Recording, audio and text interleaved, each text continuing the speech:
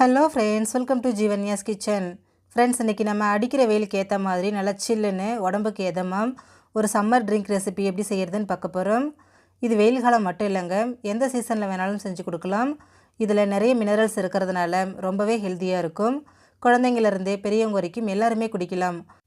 இது எப்படி செய்கிறதுங்கிறத பார்க்குறதுக்கு முன்னாடி நம்ம சேனல் ஜீவன்யாஸ் கிச்சனை மறக்காமல் சப்ஸ்கிரைப் பண்ணி பக்கத்தில் இருக்க பெல் சிம்பிளையும் கிளிக் பண்ணிக்கோங்க.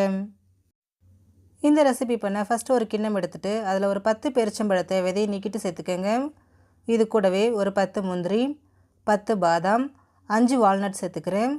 இது ஊற வைக்கிறதுக்காக நல்லா சூடான தண்ணியும் சேர்த்துக்கலாம். இது கூடவே சேர்த்துட்டு இதை ஒரு 15லேருந்து 20 நிமிஷத்துக்கு அப்படியே வச்சுடுங்க. இது நல்லா ஊறி வரட்டும். நட்ஸ் உங்களோட விருப்பம்தான். உங்கள்கிட்ட என்ன இருக்கோ நீங்கள் அதை சேர்த்துக்கலாம். அதே மாதிரி அளவும் உங்களோட விருப்பம்தாங்க. அதிகமாகவும் சேர்த்துக்கலாம், கம்மியாகவும் சேர்த்துக்கலாம். இப்போ இது ஊறட்டும். இப்போது ஸ்டவ்வில் ஒரு பேன் வச்சுட்டு அதில் 1/4 கப் அளவுக்கு பச்சை பயிறு சேர்த்துக்கோங்க. சேர்த்துட்டு ஸ்டவ்வை லோ ஃப்ளேமுக்கும் மீடியம் ஃப்ளேமுக்கும் இடையில வச்சுட்டு இதை நல்லா வறுத்து எடுத்துருங்க. இது நல்லா வறுபட்டு வரும்போது தான் டேஸ்ட்டும் நல்லாயிருக்கும், நல்லா வாசனையாகவும் இருக்கும். ஹை ஃப்ளேமில் வச்சிட்டிங்கன்னா கலர் மாறிடும், ஆனால் வறுபடாது. அதனால் லோ ஃப்ளேமுக்கும் மீடியம் ஃப்ளேமுக்கும் நடுவுலேயே வச்சுட்டு இது நல்லா வறுத்து எடுத்துருங்க. பாருங்கள், ஒரு 10 நிமிஷம் போல் வறுத்துருக்குறேன். நல்லா வறுபட்டு ஒன்று போல் செவந்து வந்திருக்கு. இந்த மாதிரி நல்லா செவக்க வறுத்துருங்க. இப்போ இதை ஸ்டவ்லேருந்து எடுத்துகிட்டு அப்படியே வைங்க, நல்லா ஆறட்டும். இப்போ ஒரு மிக்சர் ஜார் எடுத்துகிட்டு அதில் 1/2 கப் அளவுக்கு தேங்காவை கட் பண்ணி சேர்த்துருங்க. கூடவே நம்ம வறுத்து வச்சுருக்கக்கூடிய பச்சை பயிரையும் சேர்த்துருங்க. அடுத்ததாக இதில் வாசனைக்காக ஒரு 4 ஏலக்காய் சேர்த்துட்டு நல்லா அரைச்சி எடுத்துருங்க. அரைச்சி எடுத்ததுக்கப்புறமா இதில் 1 கப் அளவுக்கு தண்ணி சேர்த்துருங்க. சேர்த்துட்டு திரும்பவும் இதை நல்லா அரைச்சி எடுத்துக்கோங்க. அரைச்சி எடுத்ததை ஒரு ஃபில்ட்ரு வச்சுட்டு நல்லா வடிகட்டி எடுத்துருங்க. ஒரு ஃபில்டரில் இந்த மாதிரி சேர்த்துட்டு ஒரு ஸ்பூன் வச்சு நல்லா மிக்ஸ் பண்ணிங்க அப்படின்னா அந்த சக்கெல்லாம் மேலேயே தங்கிட்டு அந்த பால் மட்டும் கீழே இறங்கி வரும். பாருங்கள், இந்த மாதிரி நல்லா வடிகட்டி எடுத்துருங்க. நல்லா வடிகட்டியாச்சு, அந்த சக்கை மட்டும் இருக்குது பாருங்கள்.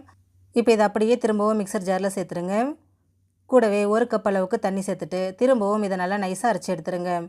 அரைச்சி எடுத்ததை திரும்பவும் ஒரு ஃபில்டரில் சேர்த்துட்டு நல்லா வடிகட்டிக்கோங்க. நம்ம இதை மொத்தமாக 3 தடவை நல்லா அரைச்சிட்டு பால் எடுக்க போகிறோம். இது 2வது தடவைங்க. பாருங்கள், நல்லா சக்கை மட்டும் இருக்குது. இப்போ இதை திரும்பவும் மிக்சர் ஜாரில் சேர்த்துக்கிறேன். சேர்த்துட்டு இது கூடவே 1 கப் அளவுக்கு தண்ணி சேர்த்துக்கிறேன். சேர்த்துட்டு இதை நல்லா அரைச்சி எடுத்துக்கலாம். அரைச்சி எடுத்துகிட்டு திரும்பவும் இதை வடிகட்டியில் சேர்த்துட்டு நல்லா வடிகட்டி எடுத்துக்கோங்க. ஸ்பூன் வச்சு மிக்ஸ் பண்ணி நல்லா வடிகட்டிட்டு அந்த சக்கையை மட்டும் தனியாக எடுத்துருங்க. பாருங்கள், வடிகட்டியாச்சு. இப்போ இதை நம்ம தூக்கி போட்டுடலாம்.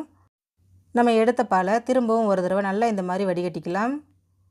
பாருங்கள், ரொம்பவே சிம்பிளான முறையில் நமக்கு பச்சைப்பயிறு பால் ரெடி ஆகிடுச்சு. இது ஹெல்த்தியானது மட்டும் இல்லைங்க, ரொம்ப டேஸ்டியாகவும் இருக்கும். இப்போ இது அப்படியே இருக்கட்டும். அடுத்ததாக பாருங்கள், நம்ம ஊற வச்ச நட்ஸ் எல்லாமே ஊறி வந்திருக்கு. இப்போ இதில் இருக்கக்கூடிய அந்த பாதாமில் இருக்க தோலை மட்டும் நல்லா உரித்து எடுத்துருங்க. நம்ம சுடுதண்ணி சேர்த்து ஊற வச்சதுனால உரிக்கிறதுக்கு ரொம்ப ஈஸியாக இருக்கும். பாருங்கள், எல்லா பாதாம்லேயும் இருக்கக்கூடிய அந்த தோல் எல்லாத்தையும் உரித்து எடுத்துருங்க. எல்லாத்தையும் உரித்து எடுத்தாச்சு. இப்போ இதை அப்படியே ஒரு மிக்சர் ஜாரில் சேர்த்துக்கலாம். சேர்த்துட்டு எந்த அளவுக்கு நைஸாக அரைக்க முடியுமோ அந்த அளவுக்கு நல்லா நைஸாக அரைச்சி எடுத்துருங்க. அரைச்ச பேஸ்ட்டை ஏற்கனவே எடுத்து வச்சுருக்கிற பாலோடு சேர்த்துருங்க. அடுத்ததாக இதில் இனிப்புக்காக 1/4 கப் அளவுக்கு நாட்டு சக்கரை சேர்த்துக்கிறேன். ஏற்கனவே நம்ம டேட்ஸ் சேர்த்துருக்குறோங்க, அதனால் கொஞ்சமாக நாட்டு சக்கரை சேர்த்துக்கிறேன். உங்களுக்கு நாட்டு சக்கரை சேர்க்க விருப்பம் இல்லைன்னா டேட்ஸை கூட எக்ஸ்ட்ராவாக சேர்த்துக்கோங்க. சேர்த்துட்டு இது எல்லாத்தையும் நல்லா ஒன்று சேர்த்து கலந்து விட்டுருங்க. கன்சிஸ்டன்சி உங்களோட விருப்பங்க. உங்களுக்கு எந்த அளவுக்கு தண்ணியாக வேணுமோ அந்தளவுக்கு தண்ணி கலந்து நல்லா மிக்ஸ் பண்ணிக்கோங்க. இதை நீங்கள் அப்படியேவும் குடிக்க கொடுக்கலாம், அப்படி இல்லைனா ஃப்ரிட்ஜில் வச்சு நல்லா சில்லுன்னு ஆனதுக்கப்புறம் கூட குடிக்க கொடுத்துக்கலாம். அடுத்ததாக இதில் சேர்க்குறதுக்கு நான் கொஞ்சமாக சப்ஜா விதைகள் எடுத்து ஒரு 10 நிமிஷம் நல்லா ஊற வச்சு வச்சுருக்கிறேன். இப்போ இதையும் இதோடு சேர்த்துடலாம். அடுத்ததாக இதில் ஐஸ் க்யூப் சேர்த்துக்கிறேங்க. சேர்த்துட்டு இது நல்லா ஒரு தடவை மிக்ஸ் பண்ணிவிட்டு நல்லா சில்லுன்னு நம்ம சர்வ் பண்ணிக்கலாம். இதே மாதிரியே நம்ம சேனலில் நிறைய ரெசிபிஸ் அப்லோடு பண்ணியிருக்கிறேங்க. லிங்க்கு டிஸ்கிரிப்ஷன் பாக்ஸில் கொடுக்குறேன், தேவைப்படும் போது மறக்காமல் செக் பண்ணி பாருங்கள். ரொம்ப ஹெல்த்தியான முறையில் ரொம்பவே டேஸ்டியாக பச்சைப்பயிறு ட்ரிங்க் நமக்கு ரெடி ஆகிடுச்சு. ஃப்ரெண்ட்ஸ், நீங்களும் இந்த ரெசிபியை ட்ரை பண்ணி பாருங்கள். இந்த வீடியோ உங்களுக்கு பிடிச்சிருந்தா லைக் பண்ணுங்கள், ஷேர் பண்ணுங்கள், கமெண்ட் பண்ணுங்கள். ஜீவன்யாஸ் கிச்சனை சப்ஸ்கிரைப் பண்ணி பக்கத்தில் இருக்க பெல் சிம்பிளையும் கிளிக் பண்ணிக்கோங்க. அப்போ தான் நம்ம சேனலில் நான் போடுற வீடியோஸோட நோட்டிஃபிகேஷன்ஸ் உடனுக்குடனே உங்களுக்கு வரும். தேங்க்யூ.